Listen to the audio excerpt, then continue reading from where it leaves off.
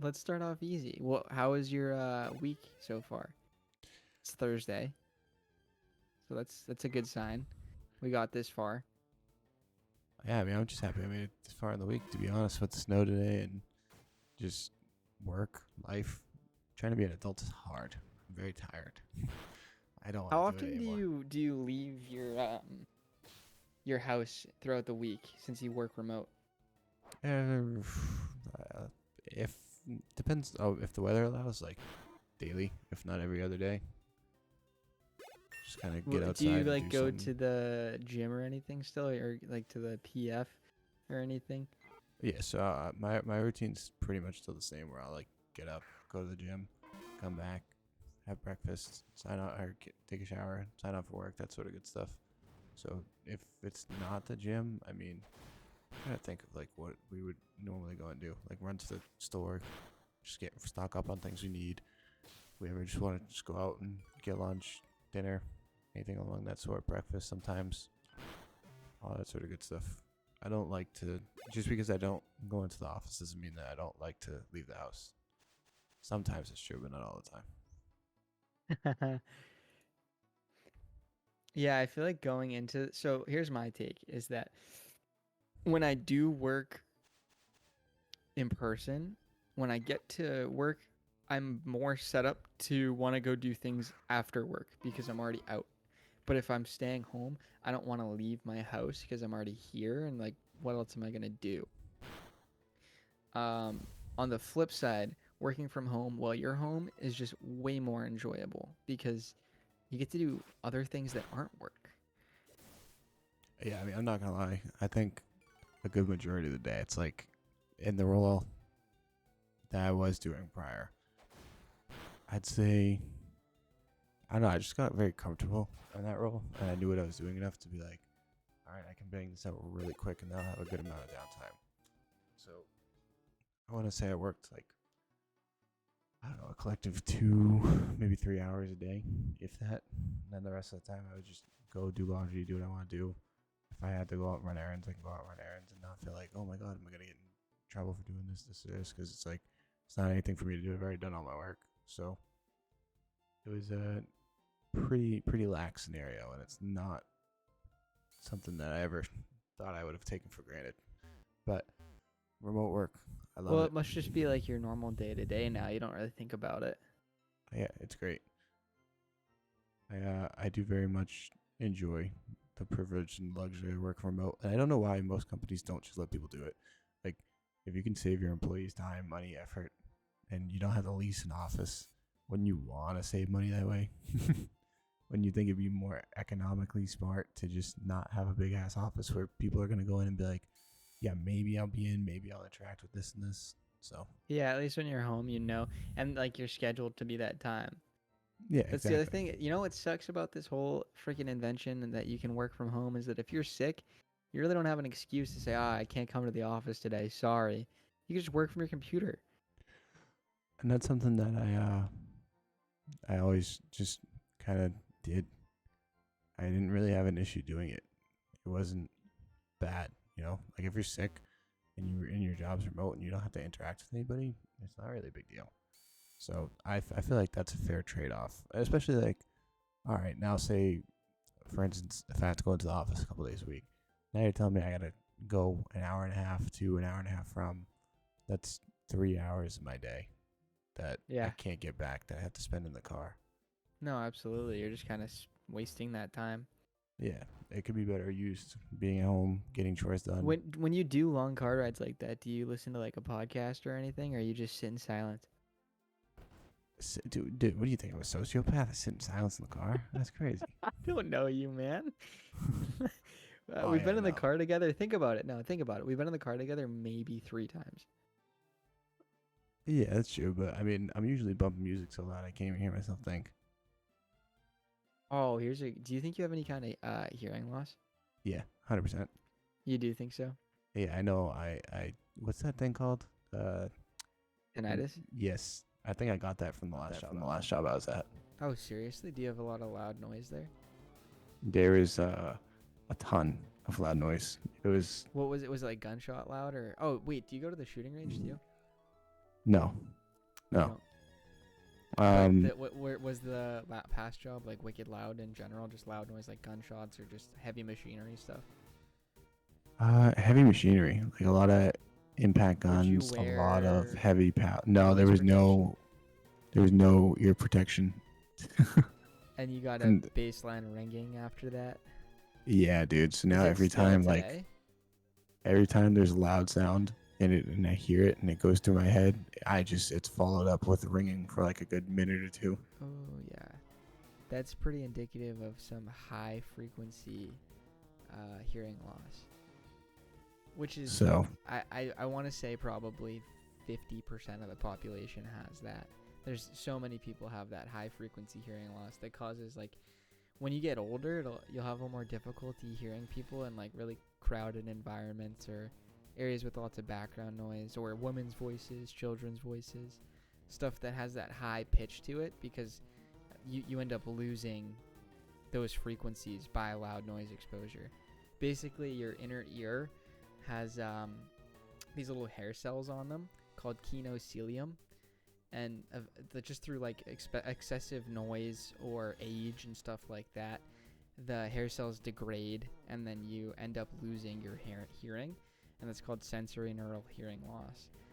Which is it sucks because like there's no way to regenerate those hair cells. We don't have like a Rogaine for hair in your ear. It's just that's the way it is. The best thing you can do at that point is just do hearing aids.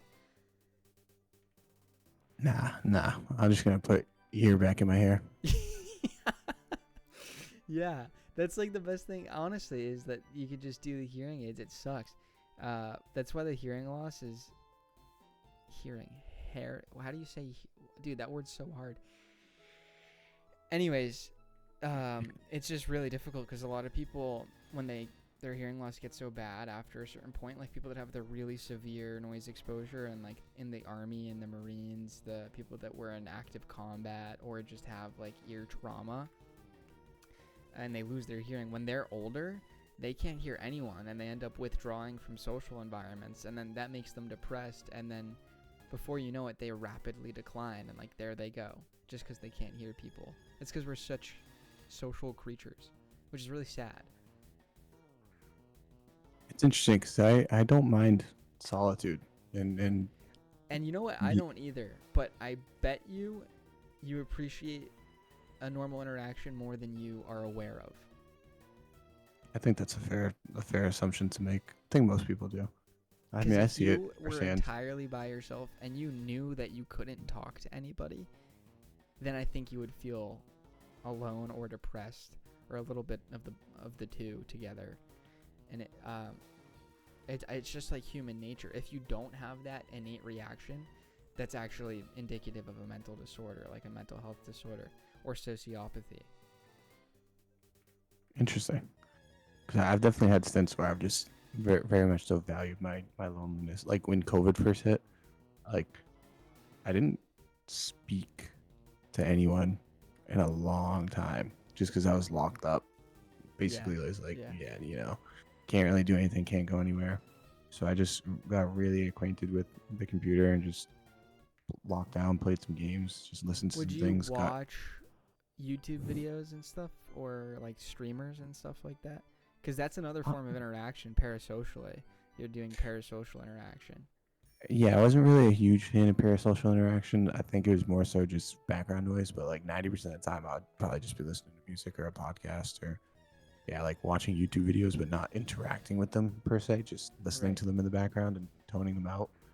Um, it's it's tough, that's for sure, though.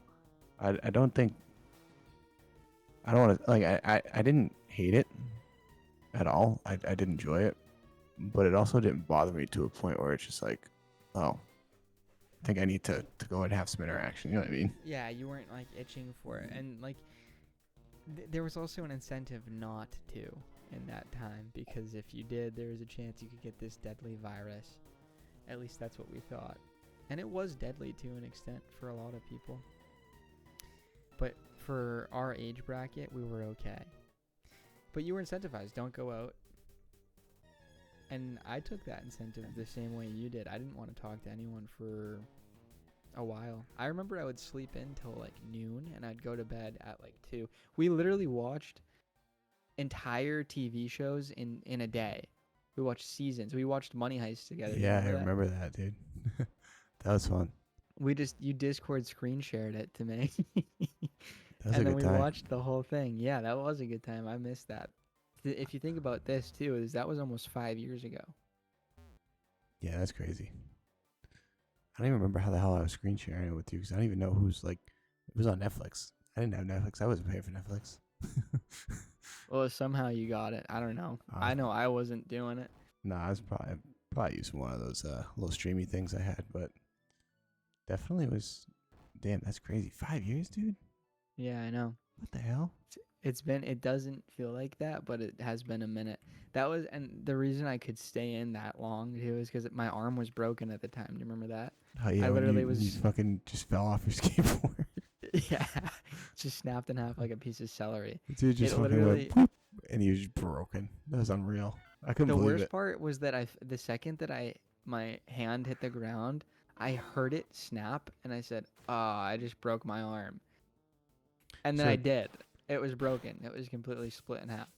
so walk me through that. I've never broken anything. I don't even think I've really fractured anything at all. Maybe just sprained, torn. So Sure. what was that like once the adrenaline wore off? Like what?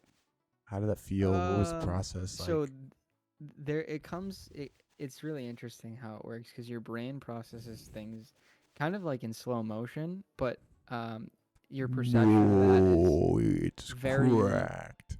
yeah, it's very different than how it actually plays out to other people. So when I fell off the skateboard, I was doing an ollie. It's embarrassing how I broke my arm. I was doing an ollie in a parking lot, and then I landed too far on the front of the skateboard and fell forward, and then I landed on like the heel of my palm, but I landed with my arm straight, so my elbow was locked. And because I put all my weight on that arm, and I was like 105 pounds at the time too, so I was literally just like skin and bone. Um, I heard a pop internally. No one else could hear the pop, but I heard the pop because of bone conduction running up um, through my the rest of my body into my ears, and I heard it snap. And then instantly I was like, oh, I just broke my arm. I didn't feel the pain until 3 seconds after when it went shooting up my entire arm, and it just felt like everything was stabbing me in my forearm.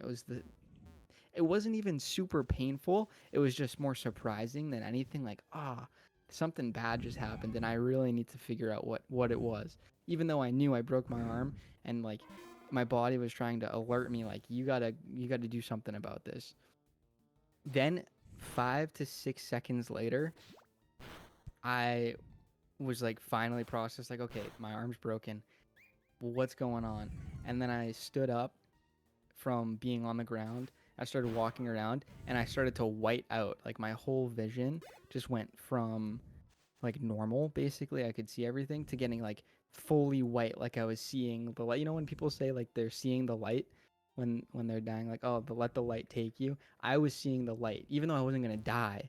And what I came to is the consensus for that is that that was just all of the norepinephrine and epinephrine flooding in my brain, trying to like calm me down and give me that pain relief because it thinks I'm like getting attacked by a bear or something, and it needs me to be able to get out of that situation. So it's trying to flood all my receptors and get rid of that pain so I can continue moving on. But I'm seeing straight white for like 30 seconds, and then I sit down and it finally settles down and I can see normal again, and I can't feel the pain in my arm. And then it finally processes. I'm like, okay, so my arm's broken. Now I need to go to the hospital. So then I call my mom and I'm like, hey, I just broke my arm. She's like, what? I'm like, oh, I just broke my arm. So, and you know my mom, she's like on top of everything. I kid you not, 5 minutes later, she shows up to where I broke my arm, picks me up, and we go to the hospital. I don't even know how she did it that quickly because our house is like 10 minutes away from where I broke my arm. So she was flooring it to the location. Um, And then I went to the hospital. I got an X-ray, and they confirmed my arm was broken, and that's basically it. Like, it wasn't the craziest experience ever. Afterwards, like the next few days, it was just like a dull aching pain, which is expected after you break something. You get the long-term pain. I think it goes through C fibers in your nerve tract, but basically it's just like long-term prostaglandin pain that it's dull, it's achy, it's not pleasant, and it goes away after a while when you start to heal. So I got a question for you. Sure. When it gets cold out, does your arm feel it first? No. I think that's more for joints. It's funny because I broke my arm directly in the center of my radius and ulna, which are the two bones in your forearm. So if I had broken like my knee, I think, or my elbow, that acromion joint, then I think I would feel the kind of like creaking thing people talk about. But no, I never get that sensation. Interesting. I get that with my knee. Well, your knee, right? Yeah, is all still messed up. That's not bone, you think, though? Isn't that more of a soft tissue muscle problem? I don't know, man. Like I said, I it's just been such a pain in the ass that I gave up. I'll figure it out when I get better or different insurance. I was actually trying to figure that out these past couple of weeks. Do you see when you go to whoever you see? Do you see a doctor, or do you see like a PA or a nurse practitioner? It's the first time I went. I think I just saw a PA, and then they brought the doctor in after the fact and had me go over the results with him. And the second time it was just a doctor, and then same with the third, it was just a doctor. So I was having this conversation. To be clear, I work directly underneath a PA's supervision. So I work for a PA. But I was having this conversation earlier with the person I work for about the stigma between being a PA, a nurse practitioner, an MD, or a DO. Do you know the difference between all of those things? I know what a nurse practitioner is. I know what a PA is. An MD, I'm pretty sure I know what that is. And then the only thing I don't know is the DO. DO. Okay. So, tell me your perception of what each of those things are, and then I'll tell you what a DO is. All right, I think that's fair.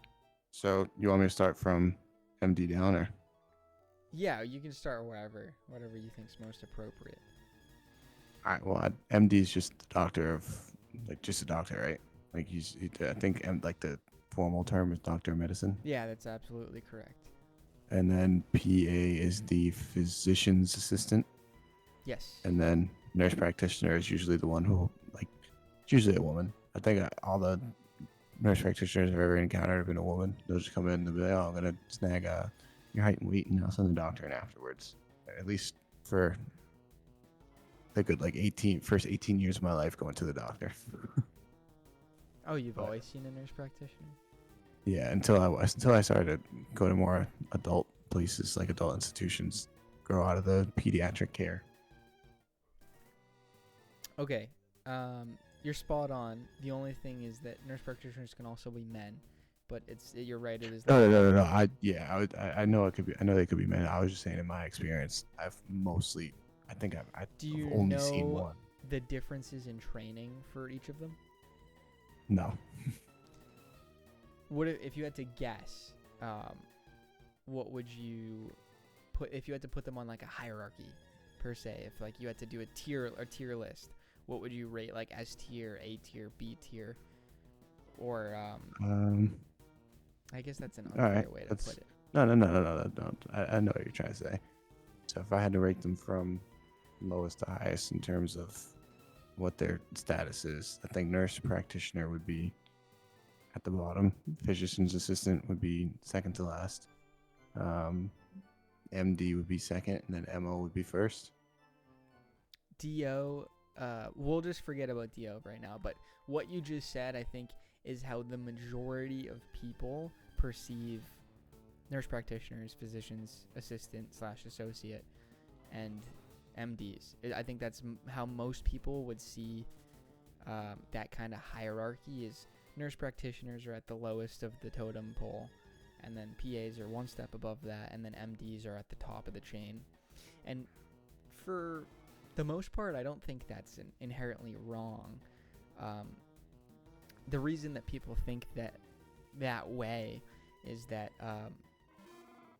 for schooling and in terms of training, MDs undergo the most training out of all of the other two. So NPs and PAs don't go through as much training as MDs because they don't go through residency. Residency is all of the training period for a doctor. After medical school, they do at least 3 to 7 years of residency where they're doing just training. They're basically living at the hospital, spending up to 80 hours a week doing training. So the difference for NPs and PAs is you go through nursing school as a nurse, and then you can get additional certifications, you do more schooling, and then eventually you take your boards, you become an NP. Nurse practitioners work directly under a doctor's supervision, so under an MD or a DO, where they are able to prescribe medications and kind of take off the burden that doctors have to do in their daily lives. So sometimes doctors will give them cases they don't want to see, or cases that like they could see but they're not as interesting to them, so they'll kind of hand that off to the NPs. Same thing for the PAs. PAs go to PA school. It's usually 2 years. You can do 3 years as well in some extended programs, but the only difference is you don't do your residency, so you don't get the training, the extensive training that doctors get in those 3 to 7 years where they kind of specialize into what they want to do.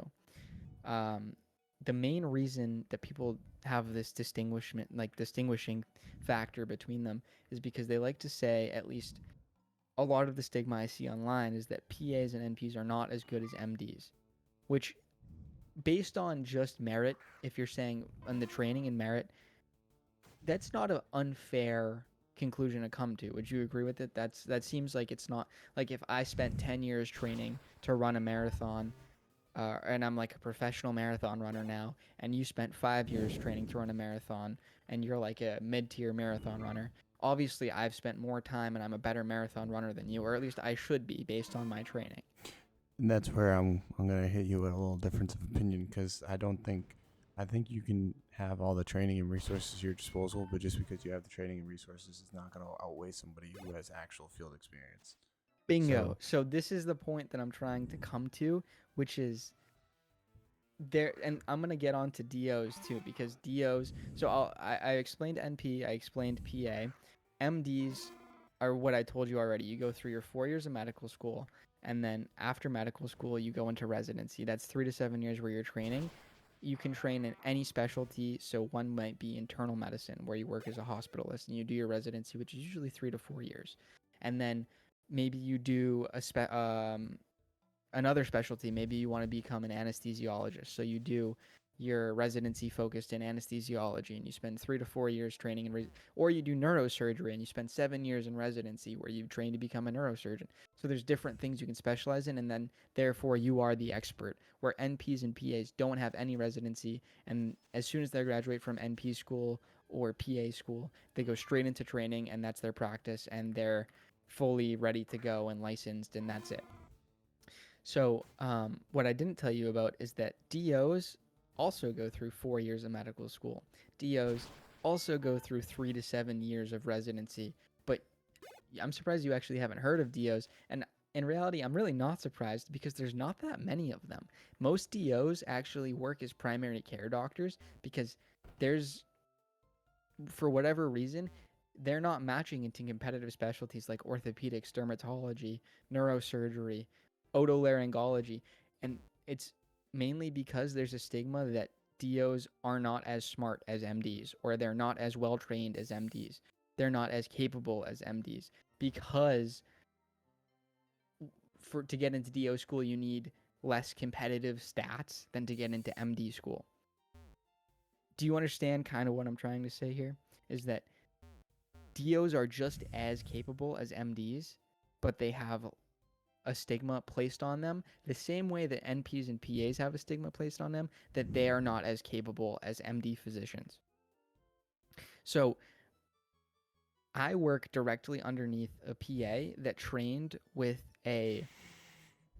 one of the top 10 otologists, which is like a doctor that studies the ear in Massachusetts. So he trained for 4 years underneath one of the top 10 otologists in Massachusetts. And he's an amazing PA. He's absolutely incredible at what he does. The other doctor at the practice I work for, he actually refers most of his complicated patients to the PA that I work for because he has that much knowledge in the field. There's a stigma that PAs are not as adept in handling complex cases, especially in outpatient care, because they don't have the exact training that these MD physicians would have. And just in my experience, that's completely all flipped upside down. It doesn't mean it's causally related, that just because this person doesn't have as much training, they're not as capable of handling those situations. It depends how long they've been in the field for, one, and then how much they actually enjoy the material that they're practicing. I think, especially if they're in tune with their research, if they keep up with the literature, if they're actively learning, and like this stigma actively holds back PAs and NPs and DOs from wanting to keep learning because they already have. It's the self-fulfilling prophecy. If you and it's actually there's been studies on this in minority groups. If you tell a minority group that, for an example, let's say that Asians are really good at math, but they might not be good at history or something like that. If you tell them that before they take a test that has math and history sections, they'll on average perform worse than a group of Asians that you don't tell that to because of the self-fulfilling prophecy.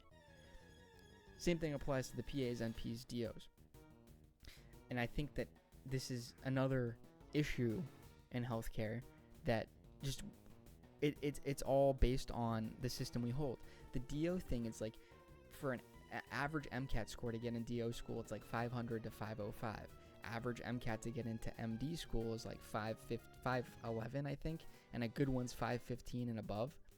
If you don't have, say you take the MCAT and you're like, oh, I'm going to apply to all the MD schools in the United States, and then you end up getting like a 507. And it's like, well, it's under average. I'll still take my shot at the MD schools. I'll apply to a bunch of DO schools too, see where I get into.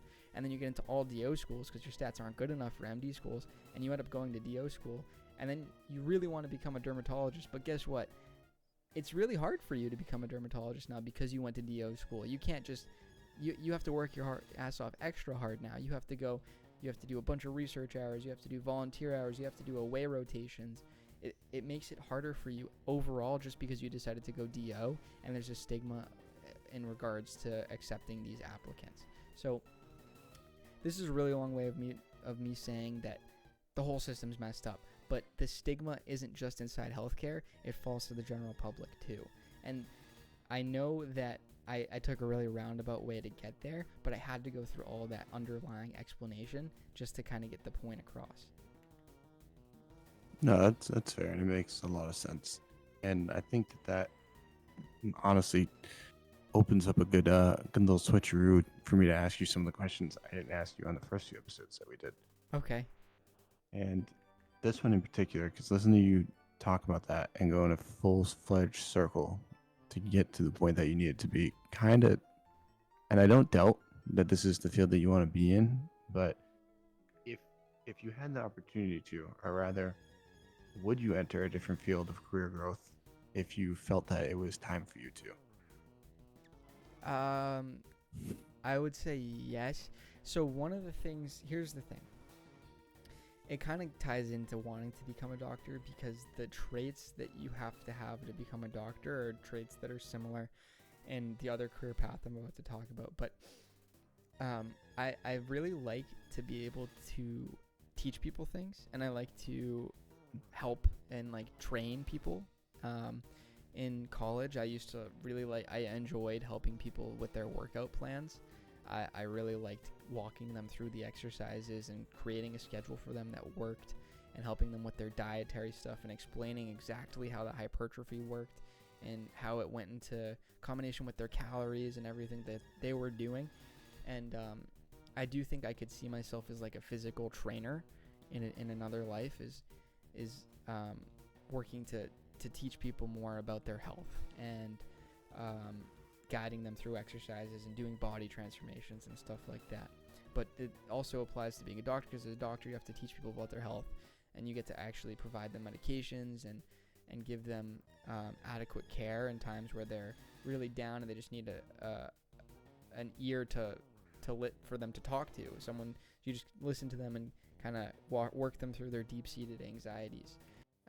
It's the same idea, except this way I'm just creating plans and doing body transformations. I think any job where I can kind of just help people and teach them, or I could fit into. I think you would have made a great technical trainer, or even Is that kind of what you do as a technical trainer? Is those things? yeah, you'd be responsible for assisting people, creating documentation and trading regimens to bring them up to speed on whatever it is that your product or services are. Trade shows, you might end up going to trade shows every now and again, demo the product, things of that nature. Basically, all the learning material would fall under your purview. But I think that definitely brings me into the next question, which would be, how do you see the overall podcast kind of vibe that we're going for? That was a really stupid way of wording that. How do you see the podcast? Let's retry. Yeah, how do you see the podcast playing out in your career or personal life? Well, I think, and I'm gonna hit you with the same question in a second, but I think that for me right now, it's a really good way for me to share my interests, and do it in a way that I'm not forcing an agenda on you. I like to talk with you about it because I feel like you do have a good grasp on the stuff that I'm talking to you about, and you also like to ask questions like you just did, that make me further question and think about things in a new lens. So right now for me, the whole podcast thing is just kind of like a way for me to bounce ideas back and forth, but also share my interest. And I'm going to ask you the same thing. What do you think that the whole podcast vibe is? Yeah. Let me take a second and think about this. Psych. I don't even need a second because I'm so good at this. Watch me answer this with pristine perfection. So there's a few things. I want to learn from your point of view what the medicine industry is about, what healthcare is like, what your experiences are, what you're going through. I think the fact that you're grasping a lot of knowledge is awesome, and you're able to dump some of that on me. So that's just another aspect of life that I can hopefully retain. If I can at least retain 10 to 15% of what you're saying, I will consider it a success. On top of that, I think it's good for me to step out of my comfort zone a little bit, open up more, share a little bit more about myself eventually. I did a lot of work to get to where I am today. I guess I could say that. I'm proud of the person I've become over time, and that's something that I'll probably get into more and more as we go on, as I get more comfortable speaking on certain experiences and things like that. In terms of like professional growth, I think it would probably help me document where I am at that specific moment in time. It's like a video journal. Yeah, if I have any reservations and if I need to either step out of my comfort zone with work or pivot into something else. And right now, I think it's just a good docu-series for where I'm at. So it's kind of like a weekly check-in, like, where you're at, how you feeling, that sort of stuff. Lastly, to be completely honest, I think it's just good to keep in touch with you, dude. I know you're pretty busy throughout the week. I'm pretty busy. It's a crazy fucking time, and I just feel like as we get older, there's just more things that are gonna come into our it's lives funny and be because full circle. I had never kept a Google Calendar before, or at least I had, but it was never something I was religious about. Now I have to be, because if I'm not, then I just don't have the time in the day to really think about doing things impromptu. Like now, I'm not going to lie to you, things outside of my schedule, like, scare me. Like, it's literally, it causes anxiety. Like, if something pops up that I have to do and it's not in my schedule, I'm like, damn, now what? Like, this pushes everything back like an hour, half an hour, or like it messes everything up. I'm pretty sure that's a sign of autism. Yeah. Stuart said I'm fucking autistic. That's When things crazy. aren't expected, you don't like things outside of routine. I feel that though. That's It's I like don't. when you're that busy, like you need you need structure, and I thrive off the structure. Today was a great day because I got to kind of break free from that structure a little bit. I didn't. I had a half day at work because of the snow today.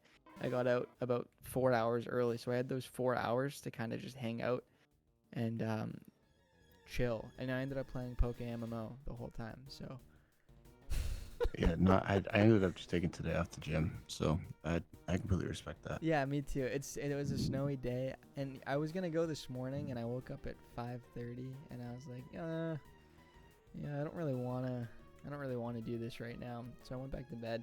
And sometimes you do just need a day off.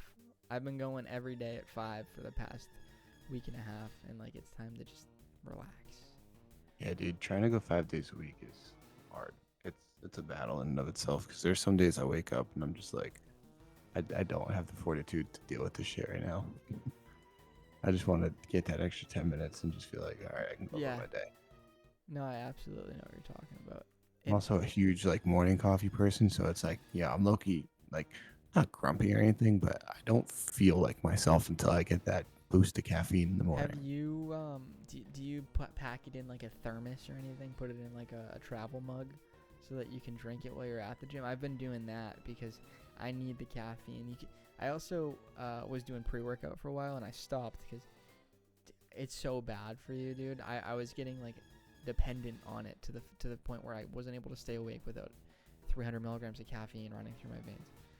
Yeah, no. So it's actually interesting. If I am well, when I wake up and go to the gym, I don't like to eat or drink my coffee right away because that's like, it's weird. I'm weird in that sense. Like I enjoy being able to sit down and just take the 10 minutes, 15 minutes to enjoy breakfast and chill the fuck out. So I will force myself to get up. I will get myself ready and I will just go on about my day and just drink like, I don't know, a fourth of the 64-ounce half gallon of water I have and just try and push through. And then I'll usually get through and I'll be all right. But then I get home and I'm just like, oh, I'm crashing out. I really need that coffee. So I try to hold out after the gym as like a mini reward system where it's like, okay, if you go to the gym and you get through your gym session, you will go home to a nice cup of hot coffee and you can relax for a few Yeah, minutes. it's a reward. Yeah. And it's been my incentive to get my ass up and go to the gym. Has it been working? Yes. I don't think I'd be able to do it without it. Yeah, it is tough. It is really tough. I've been drinking those. I guess I still do drink pre-workout. I have the energy drinks. Have you ever heard of Alani Nu? Yeah. I've been getting cans of those, and I'll take one to the gym. I won't drink it at the gym, but I'll drink it as soon as I get in my car after the gym, and then I'll drive to work. And by the time I get to work, it's already gone. So I have the 200 milligrams of caffeine, and then I also pack a coffee. So this time at least I'm not getting all 300 milligrams at once, but I split it out between like 4 or 5 hours, and it's a little more of a gradual effect. No, that's good. So, are you one of those people that will just? Oh no, you said you shower at the gym. Never mind. That's a Yeah, dumb I'll question. go straight to the gym. I'll shower at the gym. I'll change into my work clothes, get in my car, and then I'm straight at work, and that's it. I'm ready That's for the day. crazy. That's what I Seriously. like about working out in the morning is, and then after I get out of work, I have all of the afternoons slash evening um, to work on other things. I've been doing a lot of my medical school secondary essays after work. I actually got through all of BU medical school's essays this week, which is awesome because BU's my top choice, and I finally have that, like everything in that for that school is set in stone. I don't have to worry about it anymore until I actually apply in June. It's like, dude, that's crazy.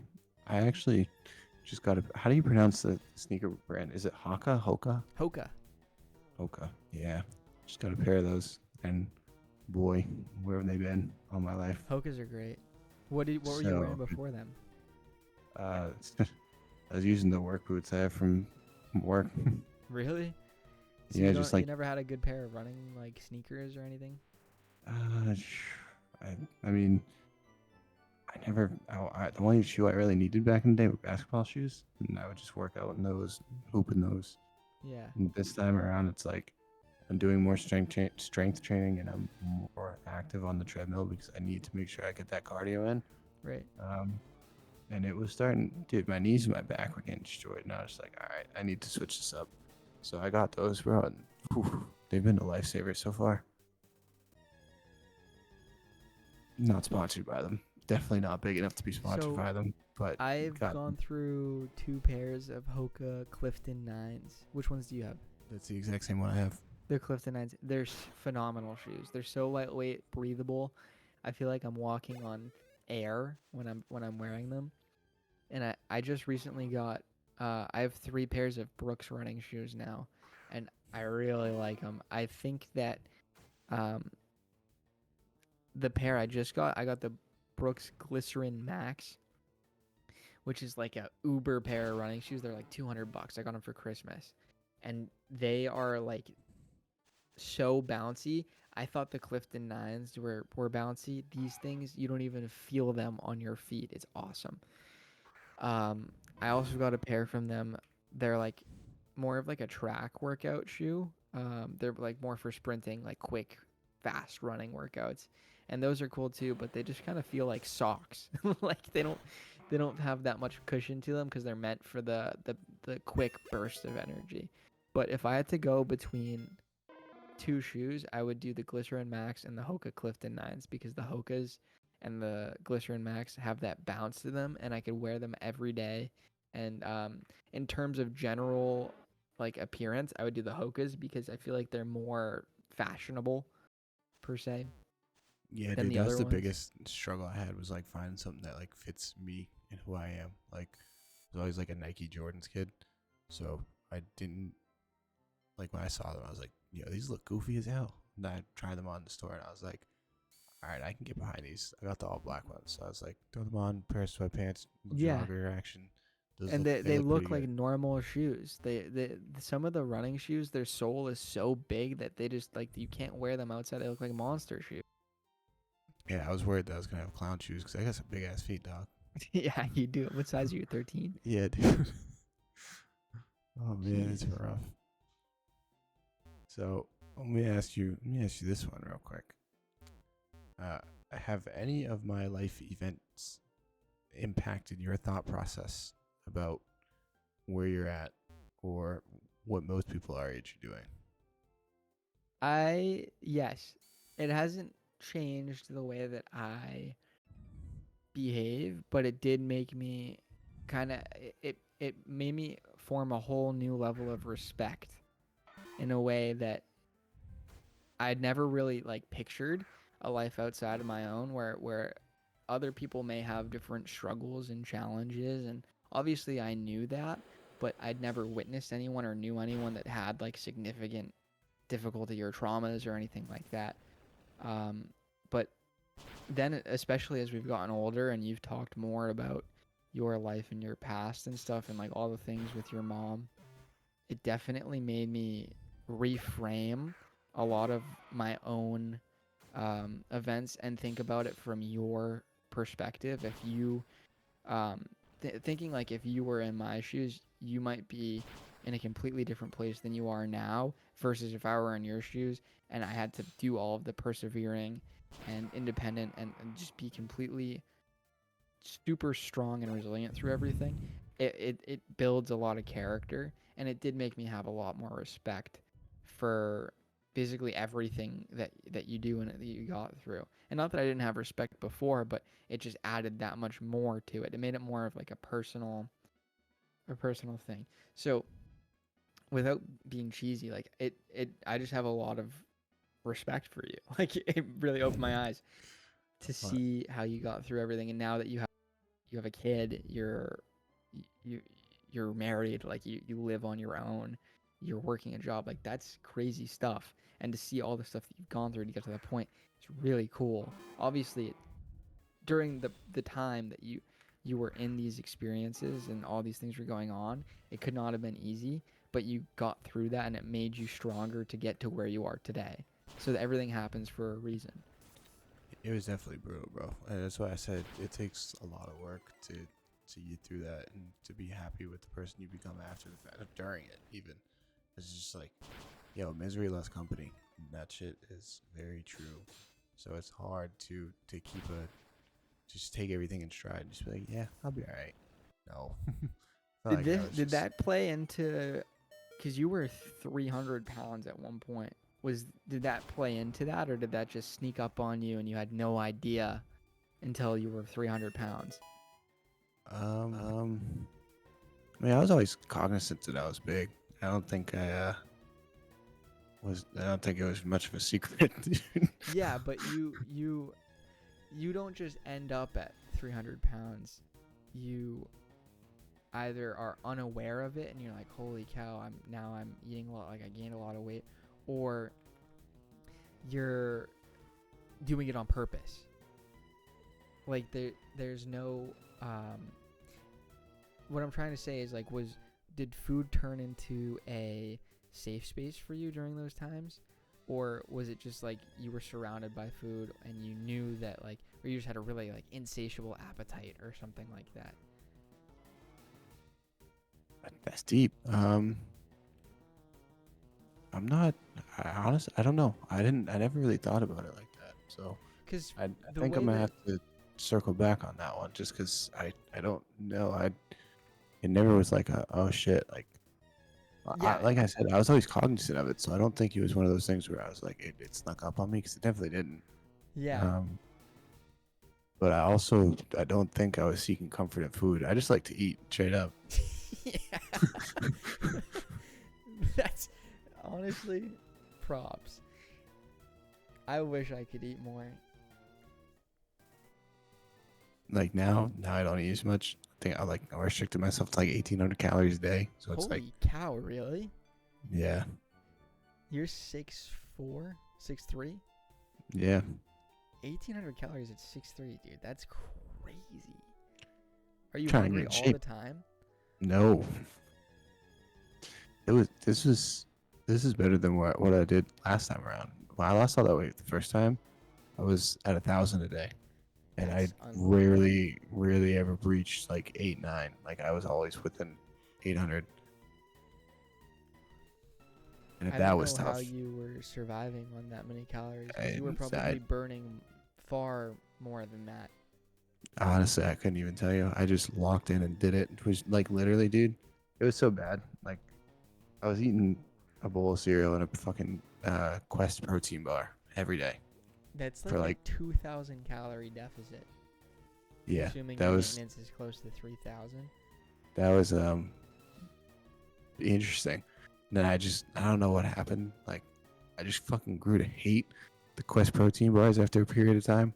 So I had to find something else, and then eventually switched that with chicken and rice. But like I would eat the same thing every day, Monday through Saturday. Sunday were cheat days, and then Sunday, like this is how bad it got. Like if I decided to have like a cheat day, it wouldn't even be a cheat day. It would be one meal. So I like if I wanted one thing, I'd just get nachos. Like I remember one day I was like, oh, it's a cheat day. I can't wait to have some Doritos. And I was like, damn. But like if I have Doritos, I'm not gonna want to eat anything else. I'll feel like I'll have to go work out or do something. So I just had the Doritos as my cheat meal, and that was it. I ended up like I got through like half a bag. So I was just like, all right, well, I've hit my calorie goal for the day. I'm done. So it wasn't even like a cheat meal. It was like I ate the food that I wanted to eat on Sunday, as long as it was within that like calorie deficit. I'm like 95% certain that's an eating disorder.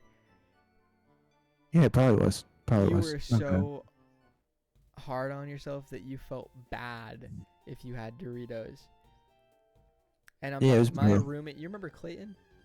Yeah. He did the same thing. He was eating. He's 6'4". He's a tall guy.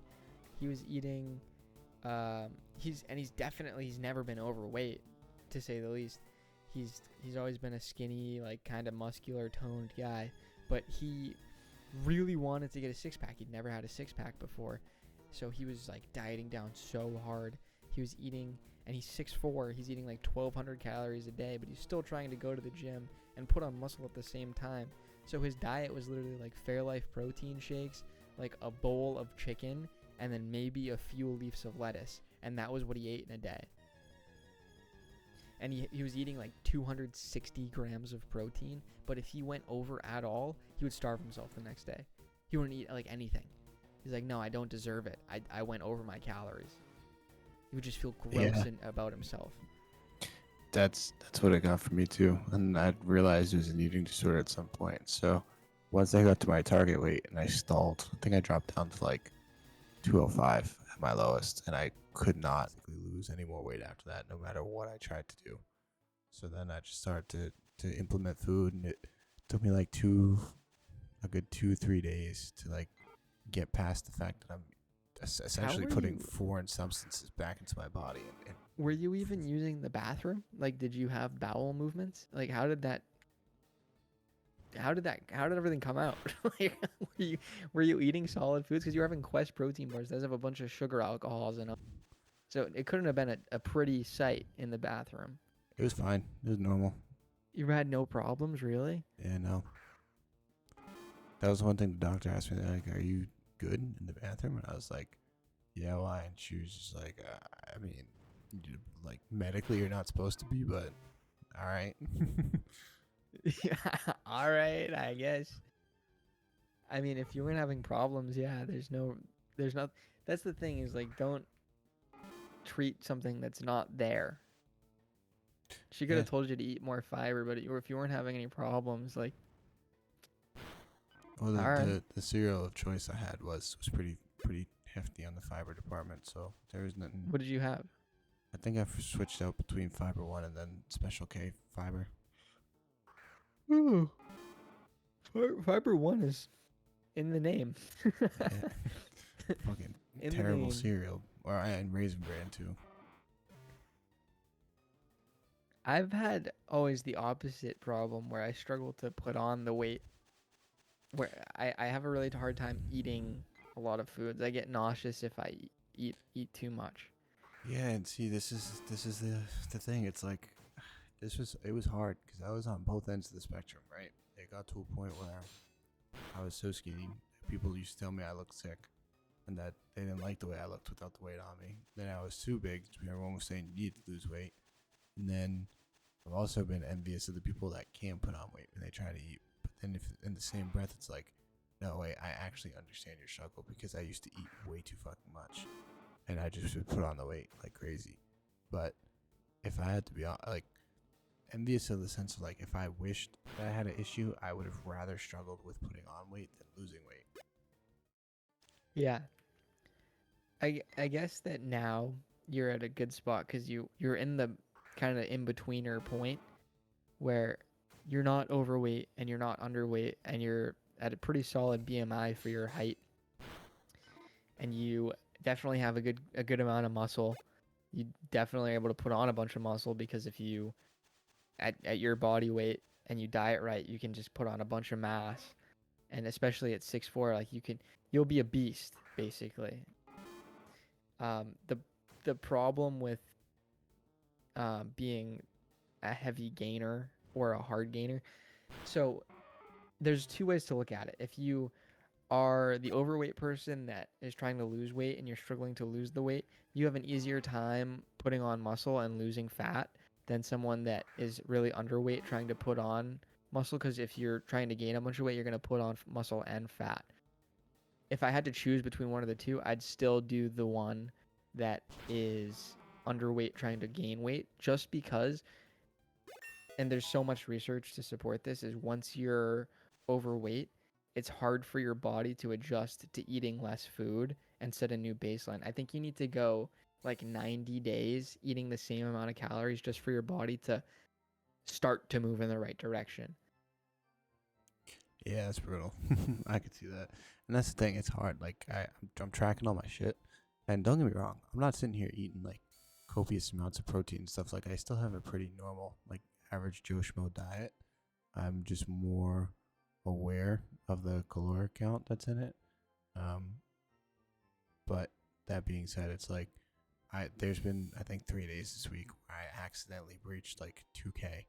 Not like by a crazy amount or anything, maybe by like 2100 tops. Yeah, and honestly though, if you're doing good 90% of the time, that's perfect. That's all that matters. If you're deviating 10% of the time, who cares? You're still doing good. The other 90% of the time, you're gonna go in the right direction. So that's the thing I'm trying to be a little more cognizant about and work on that a bit. But I gotta like I'm gonna end up having to change that sort of stuff in the future anyways. So it's like I just need to find a better system that works for me. Like it's hard because I want to just there's days where I'm just like fuck it, like I want to just eat. Like that's why I give myself one cheat day. And by cheat day I mean like I'll eat clean up until whatever that meal is. So it's usually like we'll go out to eat or some shit, or we'll have a pizza night or something. Yeah, But I think you should have that's that. that's the escape. It's like the mental sanity that I get to have at the end of the Well, if week. you can't Just like enjoy what yeah, you're doing, then why are you doing it? yeah, exactly. So it's and then having to like I'm not weighing everything out either. I'm not being like too OCD about it. It's more so like I kind of get the gist of the ingredients in it. Let me put it into the app and filter out based off how much I ate. So that's been helpful too.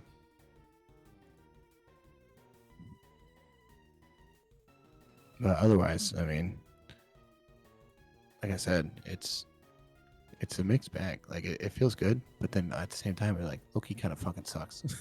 Yeah. So, oh shit, did I just lose? Oh, get shit on, nerd. What's your team? I'm just rocking a Carmelian right now. Level 18. Oh, let's go. I won. Haha, get crapped on. Nerd. Oh. Alright, let me pull up one more. Let's do like 2 segments before we call Let's it a do. night. I, 'Cause I we're think we almost have at. time for one more question or a segment or two. Alright, let me snag some of these real quick. Pull this up. Damn, I'm slacking today. That's crazy.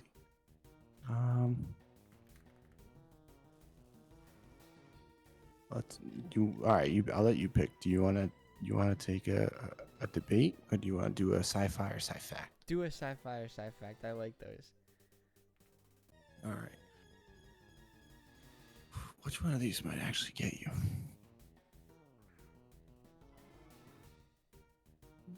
This one's a good one. So this one's called the Time Perception Alterer. It's a neural device that makes time feel faster or slower depending on your preference.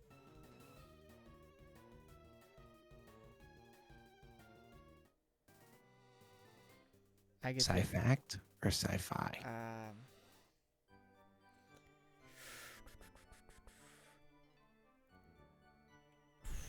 This one actually is really hard. I'm gonna say it's fake.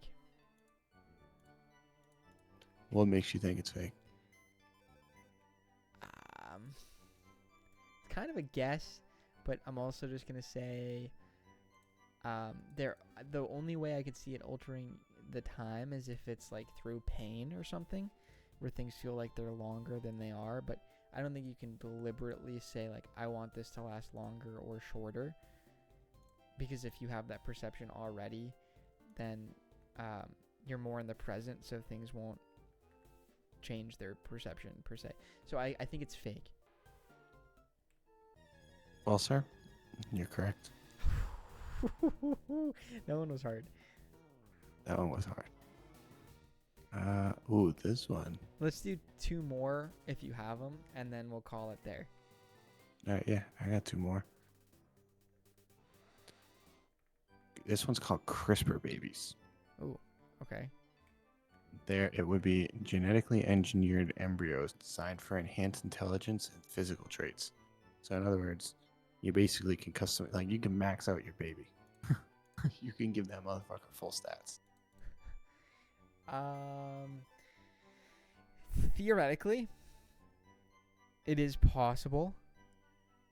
Are we there yet? No. But you could, we already do genetically alter babies and embryos. So I'm gonna say from that standpoint, it's a sci-fact. It's a sci-fact. It is, okay. That Alright. no, I'm asking you. That's your stance. Is it not? Are you confident in your answer? No, I'm not confident, but that's my answer. All right. Well, you suck. No, I'm kidding. It is a sci fact. You can't do that. Just playing with your emotions, man. All right. This one. This one's tough, dude. I think this one would get me too. This one's called biohybrid robots, and they're machines that are powered by living muscle cells that grow and repair themselves. Ooh, they repair themselves too.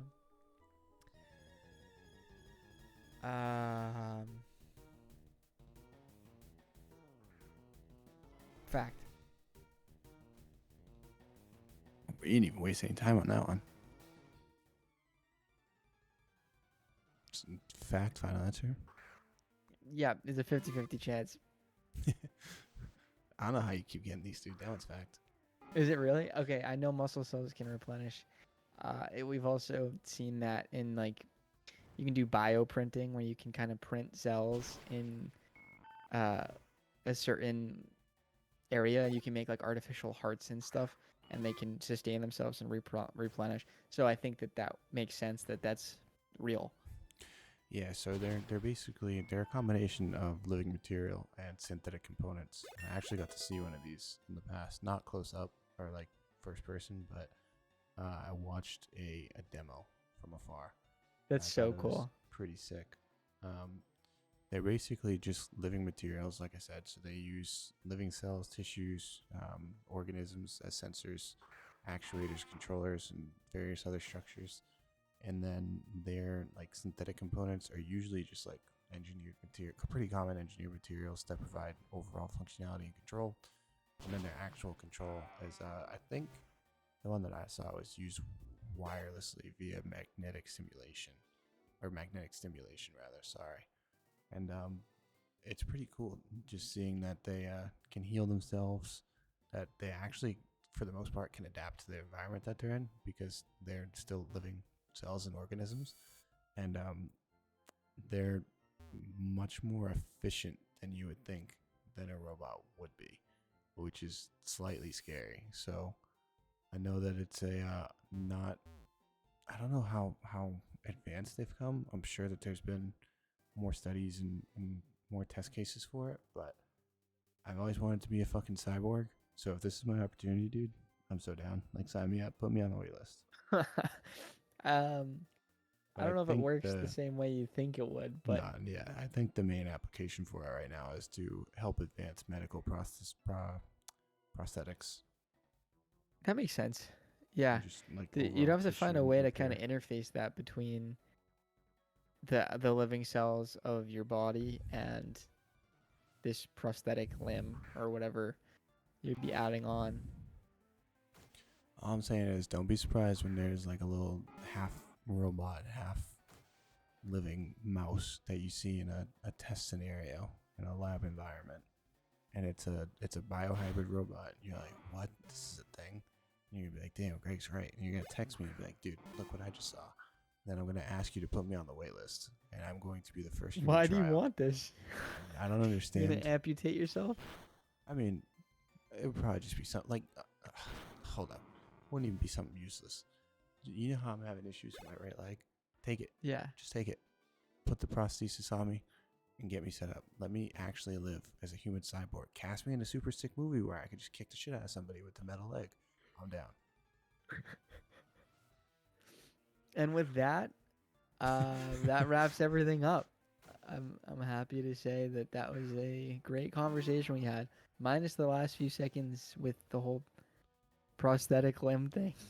Yeah, no, just as fair warning, I'm not going to actually kick anybody, but like if I was casting a movie and they needed a super villain and I could just step on people, dude, I'm all for it. You've always had a thing for stepping on people. All right, pause. I don't know where that's coming from, but not letting that get clipped. Get the hell out of here. All right, I'll see you next week, guys. Yeah, now what, cuz?